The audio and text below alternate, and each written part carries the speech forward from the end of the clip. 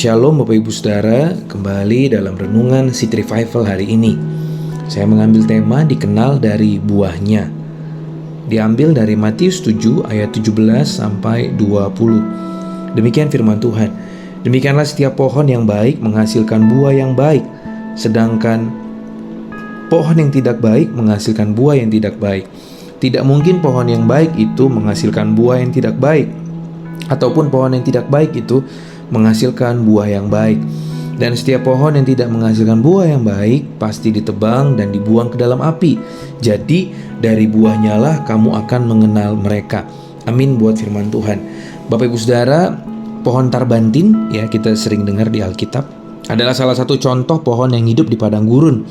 Mempunyai ukuran sangat besar dan daunnya cukup lebat. Akar-akarnya tertanam sangat dalam ke tanah hingga menembus sumber air. Karena itulah sekalipun menghadapi musim-musim kering, pohon ini tetap mampu bertahan dan daunnya tetap menghijau. Jelas sekali bahwa pertumbuhan sebuah pohon dimulai dari dalam, yang prosesnya tidak terlihat oleh mata jasmani kita. Begitu pula dengan pertumbuhan rohani. Diawali dari proses yang terjadi di dalam dan kemudian terus bertumbuh hingga menghasilkan buah yang dapat dilihat dari luar dan dapat dirasakan oleh orang lain. Untuk itu, kita harus semakin berakar kuat di dalam Tuhan, ya, dengan membangun persekutuan yang karib dengan Tuhan, dengan merenungkan firman-Nya setiap hari. Itulah kunci untuk kita membangun dasar yang kuat di dalam kehidupan kita. Inilah kunci pertumbuhan daripada kerohanian kita, yang akhirnya kita akan menghasilkan buah atau karakter Kristus. Kehidupan kita menjadi sama dan serupa dengan Kristus. Mari buka hati kita selebar-lebarnya untuk Roh Kudus dan izinkan Dia bekerja secara leluasa di dalam hati kita. Maka kita akan dituntunnya kepada kehendak-Nya. Perkataan perbuatan kita akan seturut dengan kehendak-Nya.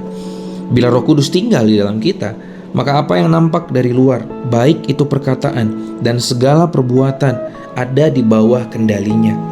Kita hidup di dalam kehendak daripada Bapa. Jika Roh Kudus yang memimpin kita, artinya jika kita menyerahkan hidup kita kepada pimpinan Roh Kudus, maka perbuatan dan perkataan kita pun akan seturut dengan kehendak Tuhan, bukan lagi menurut keinginan daging kita. Inilah yang akan membedakan keberadaan kita di tengah dunia ini.